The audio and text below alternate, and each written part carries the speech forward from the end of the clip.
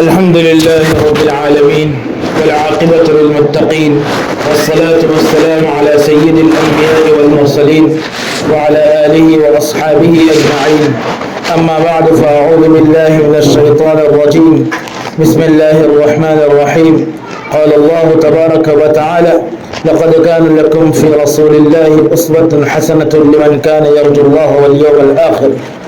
صدق الله العظيم. میرے دینی ماں اور بہنوں، ربیع الاول کا مہینہ چل رہا ہے. ربیع الاول کا مہینے کو حضور اقدس صلی اللہ علیہ وسلم کی ذات کے ساتھ ایک خاص مناسبت ہے. ربیع الاول کے مہینے میں ہی حضور اقدس صلی اللہ علیہ وسلم کی پیدائش ہوئی. ربیع الاول کے مہینے میں ہی حضور اقدس صلی اللہ علیہ وسلم کو نبوت نصیب ہوئی. ربیع الاول کے مہینے میں ہی حضور اقدس صلی اللہ علیہ وسلم کی وفات ہوئی.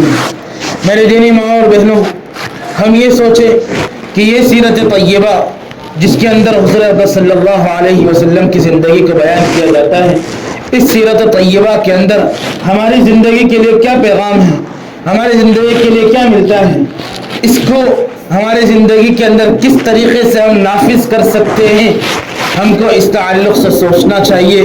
کیونکہ ہم جہاں ایک طرف یہ کہے جاتے ہیں کہ ہم مسلمان ہیں، وہیں ہمارا دوسرا نام یہ ہوتا ہے، بلکہ ہمیں اس نام پر فخر ہے اور فخر ہونا چاہیے کہ ہم عاشق رسول ہیں.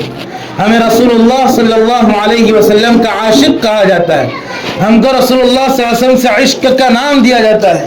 بلکہ رسول اللہ صلی اللہ علیہ وسلم کے تعلق سے کہیں کوئی انسان برا لفظ کہتا ہے، کوئی انسان غلط لفظ کہتا ہے، حضرت صلی اللہ علیہ وسلم کے تعلق سے کوئی گستاخی کرتا ہے، تو ہم اس کو برداشت نہیں کر پاتے ہیں. یہ ہے حضور اقدس صلی اللہ علیہ وسلم کی سے ہماری محبت، حضور اقدس صلی اللہ علیہ وسلم کے ساتھ ہمارا عشق.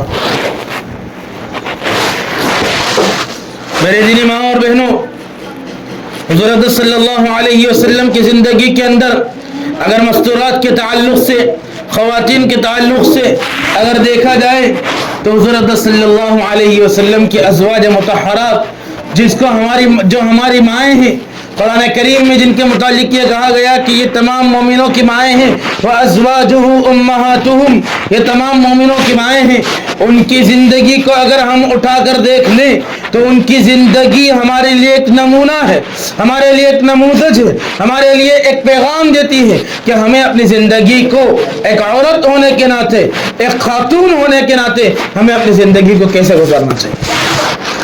دیگر بہت ساری خواتین اور بہت ساری ازواج مطہرات کے متعلق اگر آج بات نہ کی جائے، میں آپ کے سامنے صرف اور صرف ایک زوجہ مطہرہ، ایک بیوی، حضور اقدس صلی اللہ علیہ وسلم کی ایک بیوی اور ہماری ایک ماں حضرت ام حبیبہ رضی اللہ تعالی عنہا کے تعلق سے تذکرہ کرتا ہوں. اور آپ ان کی زندگی کو اٹھا کر دیکھ لیں کہ ان کی زندگی کے اندر گناگو واقعات، بے شمار واقعات ایسے ملتے ہیں جن سے ہم کو اس بات کا اندازہ ہوتا ہے کہ ہمیں اپنی زندگی کو کیسے گزارنا چاہیے. میرے دینی ماں اور بہنوں، جو حضرت ام حبیبہ رضی اللہ تعالی عنہا، جن کا اصل نام تھا حضرت رملہ رضی اللہ عنہا، یہ کفار قریش کے سب سے بڑے سردار، اس وقت کے جو سب سے بڑے سردار تھے حضرت ابو سفیان، ان کی بیٹی ہیں، حضرت ابو سفیان کی بیٹی ہیں، جن کی اہلیہ کا نام تھا صفیہ بنت عاص رضی اللہ تعالی. صفیہ بنت عاص یہ حضرت ابو سفیان کی بیوی، حضرت ام حبیبہ کی ماں کا نام تھا.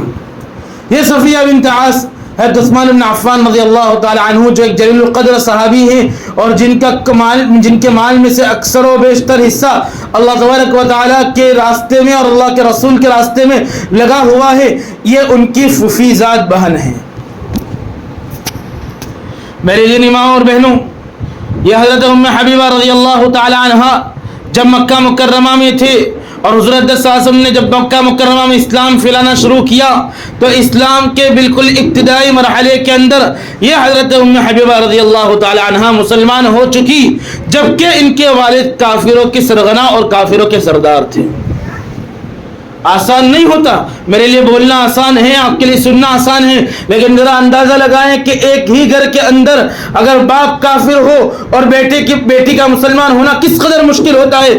ایسے وقت کے اندر بھی حضرت ام حبیبہ رضی اللہ تعالی عنہ مسلمان ہوئی ہیں اور ان کے شوہر عبید اللہ بن جحش وہ بھی اس وقت مسلمان ہو گئے. دونوں اسی وقت بالکل ابتدا کے اندر مسلمان ہو گئے. حضرت صلی اللہ علیہ وسلم نے جب دیکھا کہ مسلمانوں کے اوپر حالات کشیدہ سے کشیدہ تر ہوتے جا رہے ہیں, مسلمانوں کے اوپر حالات پریشان کنا ہوتے جا رہے ہیں, زیادہ پریشانی کے عالم کے اندر حضرت صلی اللہ علیہ وسلم نے کچھ لوگوں کو یہ حکم فرمایا کہ آپ حبشہ چلے جائیں, حبشہ جا کر ہجرت کریں. وہاں جا کر جب آپ ہجرت کریں گے تو وہاں کا بادشاہ ایک نیک طبیعت انسان ہے, وہ انشاءاللہ آپ کا خیال رکھے گا. میرے دینی ماں اور بہنوں, پورے خاندان کو چھوڑ کر, اپنے باپ کو چھوڑ کر, اپنی ماں کو چھوڑ کر, اپنے پورے خاندان کو چھوڑ کر, اپنے وطن کو چھوڑ کر, اپنی پیدائش کی جگہ کو چھوڑ کر, اپنی ہر چیز چھوڑ کر حضرت ام حبیبہ رضی اللہ تعالی عنہ اس وقت اپنے شوہر کے ساتھ حبشہ ہجرت کے لیے روانہ ہو جاتی ہیں. قریب نہیں تھا, 100-200 کلومیٹر کی بات نہیں تھی, 600-500 کلومیٹر کی بات نہیں تھی. میری دینی ماں اور بہنوں, مکہ مکرمہ سے حبشہ مکمل 2 بر اعظم ہے. یہ مکہ مکرمہ یہ ایشیا بر اعظم میں پڑتا ہے اور حبشہ افریقہ بر اعظم میں پڑتا ہے.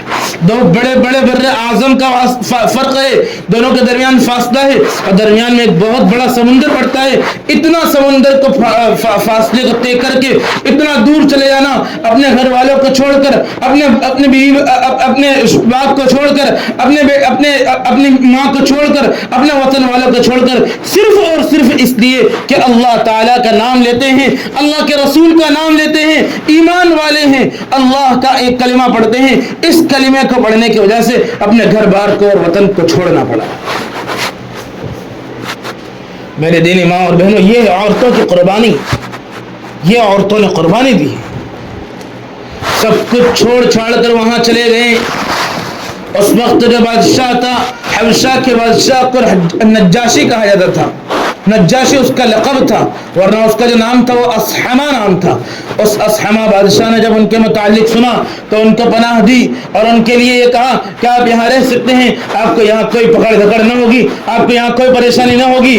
ایک رات خواب میں دیکھتے ہیں حضرت ام حبیبہ رضی اللہ عنہا کہ ان کے شوہر عبید اللہ بن جحش کی حالت بہت خراب ہے, ان کا چہرہ خراب ہو گیا ہے اور ان کے چہرے کی ایسی خراب حالت ہو گئی ہے, ایسی خراب کیفیت ہو گئی ہے کہ وہ پریشان ہو گئی کہ پتہ نہیں کیا معاملہ ہوگا. صبح کے وقت اٹھتی ہیں اور صبح کے وقت جب اٹھتی ہیں تو ان کے شوہر آ کر کہتے ہیں کہ اے میری بیگم, میرا حال یہ ہے, میرا دل یہ کہتا ہے کہ پورے تمام دینوں کے اندر, تمام مذاہب میں سب سے اچھا مذہب اور سب سے اچھا دین اگر کوئی ہے تو وہ عیسائی دین ہے, وہ نصرانی دین ہے. اس لیے میں اپنے آپ کو مسلمان ہونا کا چھوڑ کر, میں اسلام چھوڑ کر میں عیسائیت کے مذہب کو اختیار کر رہا ہوں. ہجرت کر کے دور آئی, اتنی دور, اور ایک اکیلا سہارا تھا, وہ بھی شوہر. وہ سہارا بھی اب اسلام کو چھوڑ چکا اور وہ عیسائی ہو گئے, مرتد ہو گئے. میرے دینی ماں اور بہنوں, اللہ تبارک و تعالی نے ان عورتوں کے ذریعے, ان صحابیات کے ذریعے ایمان کو ہم تک پہنچانے کے لیے ان سے قربانی لی ہے. گھر کو چھوڑا, وطن کو چھوڑا, باپ کو چھوڑا, ماں کو چھوڑا, سب کو چھوڑ کر حبشہ گئی. اور حبشہ جانے کے بعد پتہ چلتا ہے کہ شوہر بھی فوت ہو چکا, شوہر نے بھی اسلام چھوڑ دیا.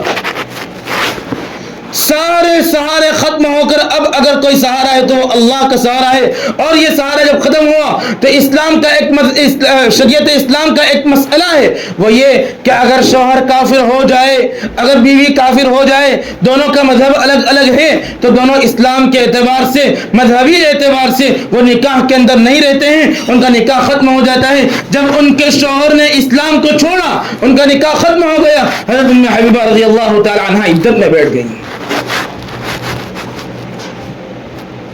عدت میں بیٹھی ہوئی ہیں. اور ایک مرتبہ رات کے خواب میں دیکھتی ہیں کہ کوئی انہیں پکار رہا ہے, ام المؤمنین, تمام مومنوں کی ماں. میرے دینی ماں اور بہنوں, اچانک آنکھ کھلتی ہے, تعجب ہوتا ہے, کیا معاملہ ہے؟ اچانک ام المؤمنین، جبکہ ام المؤمنین تو انہیں کہا جاتا ہے جو رسول اللہ صلی اللہ علیہ وسلم کی بیویاں ہیں. یہاں تو میں کسی کی میں عدت میں بیٹھی ہوئی ہوں اور مجھے ام المؤمنین کہا جا رہا ہے. قرآن کریم کے فیصلے کے مطابق وَأَزْوَاجُهُ أُمَّهَاتُهُمْ، قرآن کریم کے اس فیصلے کے مطابق صرف اور صرف مسلمان حضرت صلی اللہ علیہ وسلم کی جتنی بیویاں ہیں وہ تمام مسلمانوں کی مائیں ہیں. ان کو تعجب ہوتا ہے اور اس تعجب کے اندر سوچنے لگتے ہیں کہ کیا معاملہ ہے. اچانک ایک صحابی حضرت عمرو بن امیہ غمری رضی اللہ تعالی عنہ کو حضرت صلی اللہ علیہ وسلم مدینہ منورہ سے حبشہ بھیجتے ہیں اور حبشہ بھیجتے ہیں، ایک خط بھیجتے ہیں نجاشی کے نام، اور نجاشی کو یہ کہتے ہیں کہ آپ اپنی میرے وکیل بن کر حضرت ام حبیبہ رضی اللہ تعالی عنہ کو میرا پیغام دیجئے، اور میرا پیغام دینے کے بعد آپ ان سے کہیے کہ حضرت صلی اللہ علیہ وسلم ان سے نکاح کرنا چاہتے ہیں.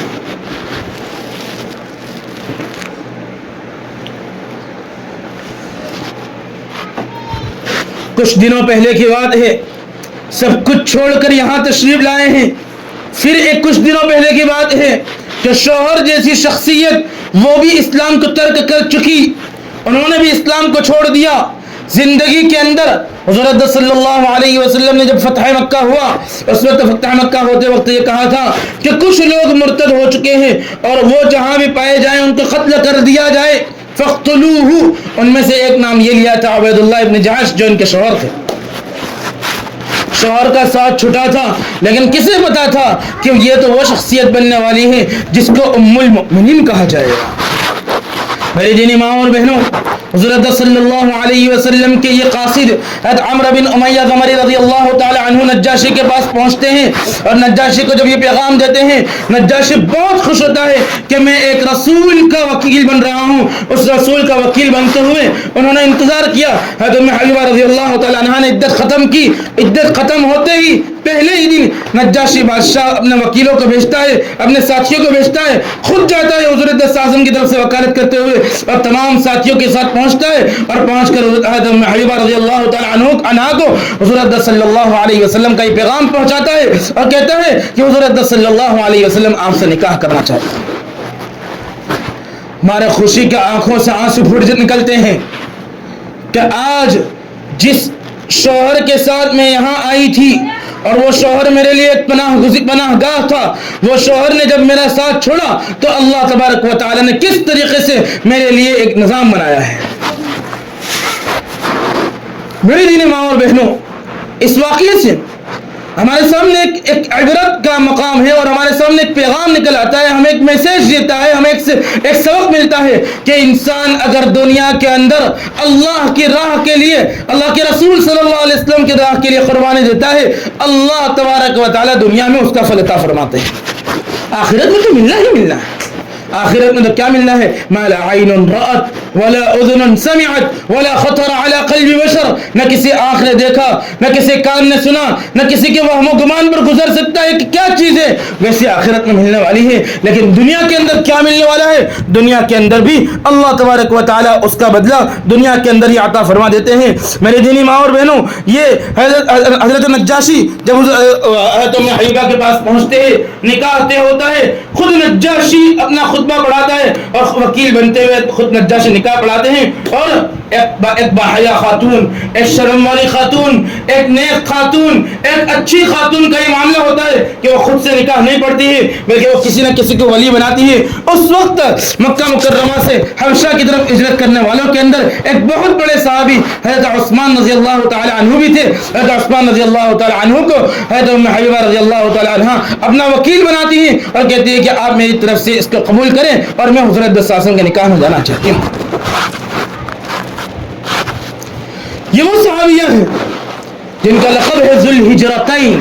انہوں نے دو ہجرتیں کی، ایک مرتبہ مکہ مکرمہ جیسا وطن چھوڑ کر حبشہ گئی، پھر یہ وطن حبشہ کے اندر گئی اور حبشہ میں رہ کر مکمل طور پر حبشہ کے اندر مطمئن ہو گئی، وہاں کے حالات سے واقف ہو گئی، وہاں کے مزاج و مذاق سے واقف ہو گئی، وہاں کے ہوا سے واقف ہو گئی، وہاں کی ہوا راس آ گئی. اور اس کے بعد حضرت صلی اللہ علیہ وسلم کی طرف سے پیغام آتا ہے کہ آپ یہاں تشریف لائیں. پھر حضرت صلی اللہ علیہ وسلم کے لیے یہی صحابیاں حضرت صلی اللہ علیہ وسلم کی بیوی بن کر نکاح ہو جانے کے بعد حضرت صلی اللہ علیہ وسلم کے پاس تشریف لاتی ہیں. انہوں نے دو ہجرتیں کی.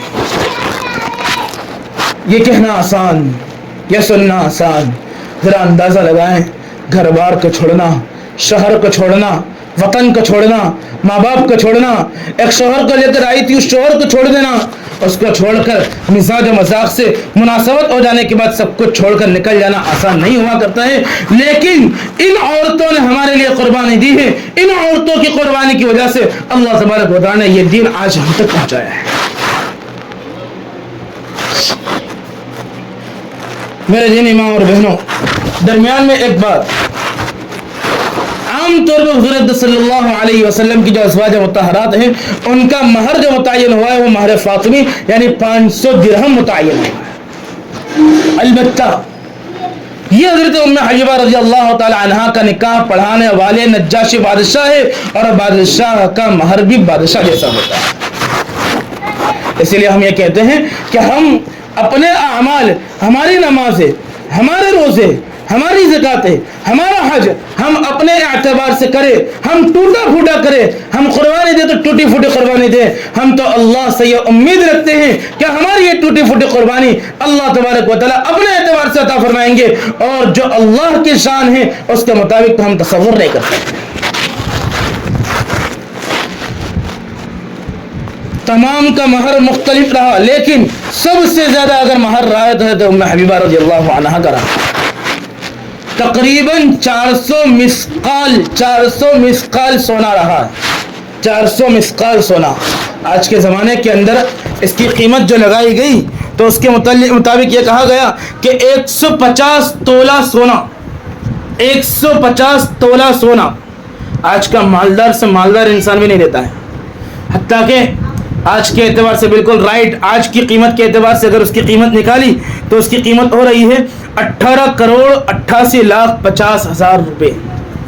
18 کروڑ 88 لاکھ 50 ہزار روپے تو ام حبیبہ رضی اللہ تعالی عنہا کو مہر دیا گیا. اور دوسری روایت کے مطابق 500 دینار تھا، اس کے اعتبار سے تقریباً 18 لاکھ 88 ہزار 500 روپے ہوتے ہیں. یہ اتنا بڑا، اتنا زبردست مہر دیا گیا اور اتنا زبردست مہر بادشاہ نے اپنے اعتبار سے عطا کیا. یہ درمیان میں یہ بات اس لیے بتائی، سیرت کا عنوان ہے اور اس عنوان سے یہ معمولی باتیں ہمارے سامنے ہونی چاہیے. دیکھیے اللہ تبارک و تعالیٰ نے حضور اقدس صلی اللہ علیہ وسلم کے متعلق فرمایا لقد كان لكم في رسول الله اسوة حسنة. حضور اقدس صلی اللہ علیہ وسلم کی زندگی اٹھا کر دیکھ لیں تو حضور اقدس صلی اللہ علیہ وسلم کی زندگی کے اندر ہم کو ہر اعتبار سے نمونہ ملتا ہے کہ ایک مالدار ہے تو اس کے لیے بھی نمونہ ہے، غریب ہے اس کے لیے بھی نمونہ ہے، ایک انسان زیادہ غریب ہے پھٹے پرانے کپڑے پہنتا ہے اس کے لیے بھی نمونہ ہے، مالدار ہے تو دیکھیے حضور اقدس صلی اللہ علیہ وسلم کی طرف سے کیسا مہر آتا ہوا. غریب انسان ہے تو حضور اقدس صلی اللہ علیہ وسلم نے، حضور اقدس صلی اللہ علیہ وسلم نے کیسے زندگی گزاری. حضور اقدس صلی اللہ علیہ وسلم فرماتے ہیں کہ کیا متعلق ہے کہ حضور اقدس صلی اللہ علیہ وسلم کے کپڑوں کے اوپر پیوند لگے ہوئے. زندگی کا ہر لمحہ، زندگی کا ہر گوشہ، زندگی کا ہر وقت اگر ہم اٹھا کر دیکھیں گے تو ہم کو حضور اقدس صلی اللہ علیہ وسلم کی زندگی کے اندر ہمیں نمونہ ملے گا. حضور اقدس صلی اللہ علیہ وسلم ایک صحابی کو متعین کرتے ہیں حضرت شرحبیل رضی اللہ تعالی عنہ کو کہ آپ جائیے اور ام حبیبہ رضی اللہ تعالی عنہ کو لے کر آئیے. اس وقت پردے کی آیت نازل نہ ہوئی تھی. حضرت شرحبیل رضی اللہ تعالی عنہ ہم حبشہ سے مکہ مکرمہ تشریف لاتے ہیں، مدینہ منورہ تشریف لاتے ہیں. میرے دینی ماں اور بہنوں، کہنے میں ذرا اندازہ لگائیں کہ باپ کافروں کا سرغنہ ہے، کافروں کا سردار ہے اور شوہر مسلمانوں کے سردار ہے، لیکن حضور اقدس صلی اللہ علیہ وسلم کی محبت کے ساتھ محبت کی انتہا، حضور اقدس صلی اللہ علیہ وسلم کے ساتھ وفاداری کی انتہا، حضور اقدس صلی اللہ علیہ وسلم کی محبت قلب میں، دل میں رچ بس چکی ہے. کیسے محبت ہے کہ باپ تک کا انہوں نے خیال نہیں کیا. کیا ہوتا ہے، سن ہجری 8 کا زمانہ ہے اور حضور اقدس صلی اللہ علیہ وسلم کا کفار کے ساتھ ایک معاہدہ ہوتا ہے. وہ معاہدہ یہ ہوتا ہے کہ ہماری آپس کے اندر جنگ نہیں ہوگی، اور اس معاہدے کو کفار ختم کرتے ہیں، کافر لوگ توڑ دیتے ہیں، اور اس معاہدے کو دوبارہ صحیح کرنے کے لیے، رینویشن کرنے کے لیے، تجدید کے لیے کافروں کے سردار ابو سفیان جو حضرت ام حبیبہ رضی اللہ تعالی عنہا کے والد ہے، ابو سفیان اس وقت مسلمان نہ ہوئے تھے. ابو سفیان مدینہ منورہ سے 500 کلومیٹر کا سفر طے کر کے مکہ مکرمہ سے 500 کلومیٹر کا سفر طے کر کے مدینہ منورہ آتے ہیں. مدینہ منورہ آ کر حضور اقدس صلی اللہ علیہ وسلم سے ملاقات چاہتے ہیں اور ملاقات کر کے یہ چاہتے تھے کہ یہ معاہدہ دوبارہ ہو جائے تاکہ ہمارے درمیان لڑائی ختم ہو جائے. حضور اقدس صلی اللہ علیہ وسلم کے پاس تشریف لاتے ہیں. ہمارا اسلام، ہمارا مذہب، ہمارا دین یہ چاہتا ہے کہ اگر آپ دشمنوں کے ساتھ بھی معاہدہ کرتے ہیں تو آپ معاہدے کو ختم نہیں کریں گے. مسلمانوں نے معاہدہ ختم نہیں کیا تھا، معاہدہ خود کافروں نے ختم کیا تھا. ہمارا دین تو وہ دین ہے جو دوست کے ساتھ تو دوستی، دشمنوں کے ساتھ بھی دوستی کا سبق دیتا ہے. دو چیزیں ہیں جس کے توڑنے کے متعلق یہ کہا گیا کہ انسان منافق ہو جاتا ہے. وعدے کو توڑنا، اس کے متعلق کہا جاتا ہے انسان منافق ہو جاتا ہے. آج کل ہماری زبان پر بہت آسان، کسی کا فون آیا، ہم نے کہہ دیا ٹھیک ہے میں آ رہی ہوں، بس یہ کہہ دیا، اور اس کے بعد جس وقت کہہ رہی ہے کہ میں آ رہی ہوں اس وقت بھی یہ ارادہ ہے کہ نہیں میں جاؤں گی نہیں. یہ ہے وعدے کو توڑنا، یہ ہے وعدے کو توڑنا. اور حضور صلی اللہ علیہ وسلم نے فرمایا آیت المنافق ثلاثۃ، منافق کی 3 نشانیاں ہیں. اس میں ایک ہے اذا تؤمن خان، ایک ہے کہ جب امانت دی جائے تو خیانت کرے، جب اس کے پاس امانت دی جائے تو خیانت کرے. اذا حدث کذب، جب بات کرے تو جھوٹ بولے. آج ہمارے یہاں جھوٹ بالکل عام ہو چکا ہے. نارمل انسان جھوٹ کو تو جھوٹ سمجھتا ہی نہیں ہے. کیا فرمایا؟ جب انسان جھوٹ بولتا ہے تو رحمت کے فرشتے اس سے 100 میل دور ہو جاتے ہیں، 100 میل دور. موبائل کا زمانہ آیا، واٹس ایپ کا زمانہ آیا، واٹس ایپ پر ہم آسانی سے جھوٹ بولنا شروع کر دیتے ہیں، حالانکہ واٹس ایپ کی لکھی ہوئی چیز بھی انسان کی زبان کی طرح ہے، اور اس کو بھی داہنے ہاتھ پر رہنے والے فرشتے اور بائیں ہاتھ پر رہنے والے فرشتے لکھ رہے ہیں، اور قیامت کے دن اس کی پکڑ ہوگی، اس کا حساب کتاب ہوگا. میرے دینی ماں اور بہنوں، یہ ہے معاہدہ. ہماری شریعت یہ کہتی ہے کہ اگر آپ معاہدہ کرتے ہیں تو اس معاہدے پر برقرار رہیں. حضور صلی اللہ علیہ وسلم نے معاہدہ برقرار رکھا، لیکن کفار کی طرف سے جب معاہدہ توڑا گیا تو حضور صلی اللہ علیہ وسلم نے اب یہ ارادہ کر لیا کہ اب جا کر ہماری طرف سے معاملہ آگے بڑھے گا. ابو سفیان مدینہ آتے ہیں اور مدینہ آ کر سب سے پہلے حضور اقدس صلی اللہ علیہ وسلم سے ملتے ہیں اور کہتے ہیں کہ میں معاہدے کی تجدید کے لیے آیا ہوں. حضور اقدس صلی اللہ علیہ وسلم خاموش رہتے ہیں. اس وقت پھر حضرت ابو سفیان کو لگتا ہے کہ اب حضور اقدس صلی اللہ علیہ وسلم نہیں ماننے والے ہیں، تو اس وقت ابو سفیان جاتے ہیں حضرت ابوبکر صدیق رضی اللہ تعالی عنہ کے پاس، جو کہ حضور اقدس صلی اللہ علیہ وسلم کی یار غار ہیں، جن کی جو حضور اقدس صلی اللہ علیہ وسلم کے ساتھ اکثر سفر و حضر میں ساتھ رہنے والے ہیں. ان سے جا کر کہتے ہیں کہ آپ رسول اللہ سے ہماری سفارش کر دیجئے. ابوبکر فرماتے ہیں کہ نہیں، رسول اللہ صلی اللہ علیہ وسلم کا مزاج اب آپ کے تعلق سے تشدید کا نہیں ہے، اس لیے میں نہیں کر سکتا ہوں. اس کے بعد ابو سفیان حضور صلی اللہ علیہ وسلم کی بیٹی حضرت فاطمہ رضی اللہ تعالی عنہا کے پاس جاتے ہیں اور جا کر کہتے ہیں کہ آپ تو حضور کے لخت جگر ہیں، آپ حضور کی بیٹی ہیں، آپ کی بات کو حضور صلی اللہ علیہ وسلم نہیں ڈالیں گے. آپ جائیے اور رسول اللہ صلی اللہ علیہ وسلم سے جا کر آپ سفارش کر دیجئے، آپ کی بات کو نہیں ڈالیں گے. حضرت فاطمہ رضی اللہ تعالی عنہا کہتی ہیں کہ میں دیکھتی ہوں حضور صلی اللہ علیہ وسلم کا کیا مزاج ہے. حضور صلی اللہ علیہ وسلم کا جا کر مزاج دیکھتی ہیں تو حضور صلی اللہ علیہ وسلم کا مزاج اس تعلق سے ذرا برابر بھی یہ نہیں تھا کہ دوبارہ تشدید کی جائے، اس لیے کہ ان کی طرف سے، کفار کی طرف سے مسلمانوں پر ظلم ہوا تھا.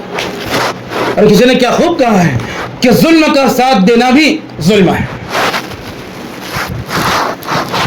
حضرت فاطمہ رضی اللہ تعالی عنہا جب آ کر منع کر دیتی ہیں تو ابو سفیان ایک آخری سہارے کے طور پر اپنی بیٹی حضرت ام حبیبہ رضی اللہ عنہا کے پاس، جو کہ حضور صلی اللہ علیہ وسلم کی زوجہ مطہرہ ہے، ان کے پاس جاتی ہیں اور جا کر کہتے ہیں دروازہ کھٹکھٹاتے ہیں تو دیکھتی ہے تو ام حبیبہ رضی اللہ تعالی عنہا کہ والد محترم کئی سالوں کے بعد آئے ہوئے ہیں. دروازہ کھولتی ہیں، استقبال کرتی ہیں. استقبال کرنے کے بعد ایک جگہ پر بیٹھنے کا وقت آتا ہے، جب ایک پلنگ نما چیز ہوتی ہے، اس کے اوپر بستر بچھا ہوا ہوتا ہے، وہ بستر کو حضرت ام حبیبہ رضی اللہ تعالی عنہا اٹھا لیتی ہیں. تعجب ہوتا ہے، بطور مہمان آئے ہیں اور بستر کو اٹھا لیا، جبکہ ہونا تو یہ چاہیے کہ بستر کو بچھانا چاہیے. بستر کو اٹھا لیا باپ نے پوچھا بیٹا کیا معاملہ ہے, آپ نے بستر کو کیوں اٹھا لیا؟ حضرت حبیبہ رضی اللہ تعالی عنہا نے کیا بہترین جواب دیا ہے, فرمایا انه لفراش رسول اللہ صلی اللہ علیہ وسلم, قربان جائیں ہماری سوسو جانے قربان جائیں ان صحابیات حبیبہ رضی اللہ تعالی عنہا پر کہ انہوں نے فرمایا یہ میرے پاک رسول, یہ میرے پاک رسول, میرے پاک شوہر کا بستر ہے, اور آپ کافر ہیں, آپ مشرک ہیں, آپ ناپاک ہیں. اپنے باپ کو اتنے سالوں کے بعد یہ جواب دینا آسان نہیں ہوتا ہے. حضرت صلی اللہ علیہ وسلم سے محبت, حضرت صلی اللہ علیہ وسلم سے وفاداری. ہمارا مذہب یہ کہتا ہے کہ ہمارے لیے اگر کسی کا مقام سب سے زیادہ ہے تو وہ اللہ کا مقام ہے, اور کسی کا مقام سب سے زیادہ ہے تو وہ رسول اللہ کا مقام ہے. میرے دینی ماں اور بہنوں, یہ اللہ اور رسول کا جو مقام ہمیں جو پتہ چلتا ہے وہ کیسے پتہ چلے گا, ہمیں کیسے پتہ چلے گا؟ کیونکہ ہمارے گھروں کے اندر آج کل کے اندر اس ملک کے جو حالات چل رہے ہیں, نہ ہمارے تعلیم میں ایسی کوئی چیز ہے, نہ کسی اور اسکول کے اندر کوئی ایسی چیز پڑھائی جاتی ہے جس سے رسول اللہ صلی اللہ علیہ وسلم کے حالات پتہ چلیں. ہمارے اندر اگر حالات پتہ چلنے کے لیے کوئی اگر راستہ ہے تو اللہ تعالیٰ نے اس آخری زمانے کے اندر ہمارے لیے ایک بہترین راستہ, ایک سنہرا راستہ, ایک خوبصورت راستہ ہم کو عطا فرمایا, جس کے اندر اگر ہم جا سکتے ہیں تو ہمارے لیے یہ آسان ہے, اگر ہم نہیں جا سکتے ہیں تو ہم ہمارے شوہر کو بھیج دے, اگر ہمارے شوہر نہیں تو ہمارے والد کو بھیج دے, ہمارے والد نہیں تو ہمارے بیٹے کو بھیج دے. ہم کسی کو بھی بھیج کر یہ کہیں کہ آپ اللہ کے راستے میں جائیے, اور اللہ ہم سے کیا چاہتے ہیں, اللہ کے رسول ہم سے کیا چاہتے ہیں, آپ اس کو سیکھ کر آئیے اور ہمارے گھر کے اندر سکھائیے. آپ کے سیکھنے کی وجہ سے ہمارے گھر کے اندر دینداری آئے گی. میری ماں اور بہنوں, سب سے پہلی بات یہ ہے آپ کی گود بچے کا پہلا مدرسہ ہوتی ہے. مدرسہ مسجد میں نہیں ہوا کرتا ہے, سب سے پہلا مدرسہ آپ کی گود ہوا کرتی ہے. آپ کی گود میں مستقبل کی نسلیں پلتی ہیں, آپ کی گود کے اندر مسلمان کا مستقبل ہوتا ہے, آپ کی گود کے اندر مسلمان کا مستقبل سنورتا ہے. اس لیے اپنی قیمت پہچانیں, اپنے آپ کو پہچان کر, اپنی گود کو, اپنے بچوں کو پہچان کر اپنے بچوں کو قیمتی بنائیں. اور اپنے بچوں کو قیمتی بنانے کے لیے پہلے ہم کو جاننا ہوگا کہ ہماری قیمت کیا ہے, اور ہماری قیمت کے لیے اللہ تبارک و تعالیٰ نے اس آخری زمانے میں, اس گئے گزرے زمانے میں, اس فتنوں کے دور میں اللہ نے ہم کو دعوت و تبلیغ کا راستہ عطا فرمایا. اور اس راستے کے ذریعے ہم یہ سیکھ سکتے ہیں کہ ہمارے لیے اللہ تبارک و تعالیٰ ہم سے کیا چاہتے ہیں, اللہ ہمارے بچوں سے کیا چاہتے ہیں, اللہ ہمارے شوہر سے کیا چاہتے ہیں, اللہ ہمارے والد سے کیا چاہتے ہیں, اللہ ہماری ماں سے کیا چاہتے ہیں. اس کو جا کر سیکھیں اور اس کو سیکھ کر ہمارے گھر کے اندر اپلائی کریں. اس گھر کے اندر اپلائی کرنے کی وجہ سے اللہ تعالیٰ ہماری نسلوں کو دیندار بنائے گا. اس لیے میری دینی ماں اور بہنوں, ہم ارادہ کریں, ہم عزم کریں کہ ہم خود اللہ کے راستے میں نکلنے کی کوشش کریں. اگر ہم نہیں نکل سکتے ہیں تو ہم اپنے شوہر کو یا اپنے باپ کو یا اپنے گھر والوں کو بھیجنے کی کوشش کریں.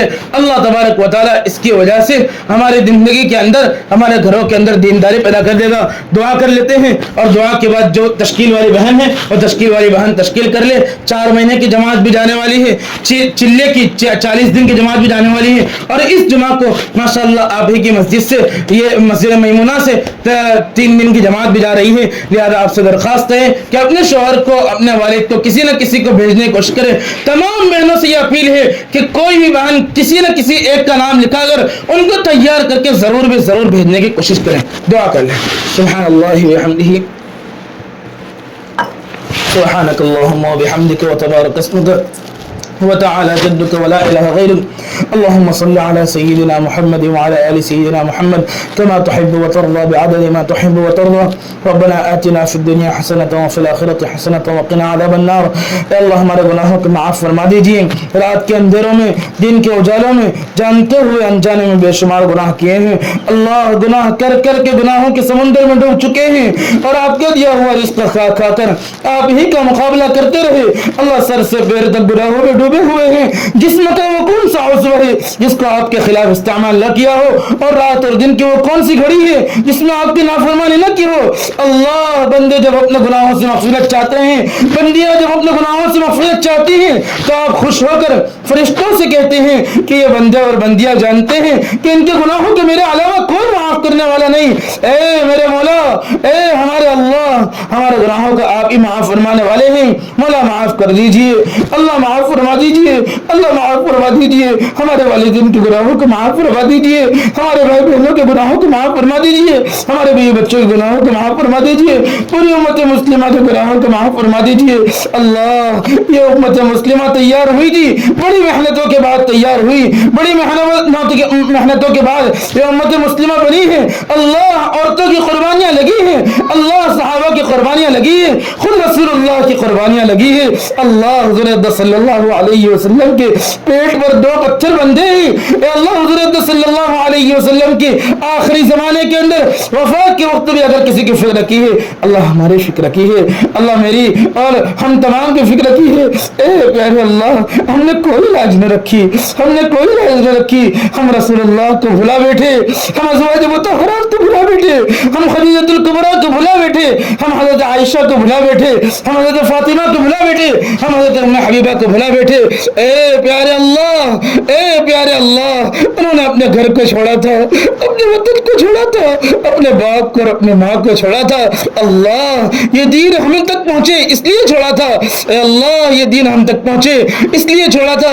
بدر کے میدان میں رسول اللہ صلی اللہ علیہ وسلم کی آنکھوں سے آنسو مسلسل جاری تھے اور خوب دیر تک جاری رہے، حتیٰ کہ حضرت ابوبکر رضی اللہ تعالی عنہ تشریف لاتے ہیں اور حضرت صلی اللہ علیہ وسلم کو اپنے گود میں اٹھا کر اپنے کھوڑے میں لے کر حضرت صلی اللہ علیہ وسلم سے کہتے ہیں، یا رسول اللہ اب رہنے دیجئے.